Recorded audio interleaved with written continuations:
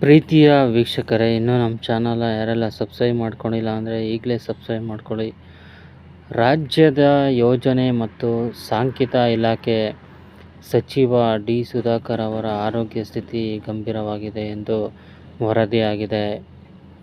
ಮೊಣಕಾಲು ಆಪರೇಷನ್ ಸಂಬಂಧ ಸಚಿವ ಡಿ. ಸುಧಾಕರ್ ಅವರು ಬೆಂಗಳೂರಿನ ಮಣಿಪಾಲ್ ಆಸ್ಪತ್ರೆಗೆ ದಾಖಲಾಗಿದ್ದರು. ಆಪರೇಷನ್ ಬಳಿಕ ಶ್ವಾಸಕೋಶದಲ್ಲಿ ಸೋಂಕು ಕಾಣಿಸಿಕೊಂಡಿದ್ದು, ಅದು ಕಡಿಮೆಯಾಗದಿದ್ದರಿಂದ ಅವರನ್ನು ಇತ್ತೀಚೆಗೆ ಬೆಂಗಳೂರಿನ ಕಿಮ್ಸ್ಗೆ ದಾಖಲಿಸಿ ಚಿಕಿತ್ಸೆ ನೀಡಲಾಗುತ್ತಿದೆ.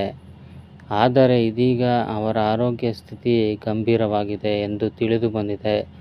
ಸದ್ಯ ತೀವ್ರ ನಿಗಾ ಘಟಕದಲ್ಲಿ ಸುಧಾಕರ್ ಅವರಿಗೆ ಚಿಕಿತ್ಸೆ ನೀಡಲಾಗುತ್ತಿದೆ ಎಂದು ಗೊತ್ತಾಗಿದೆ.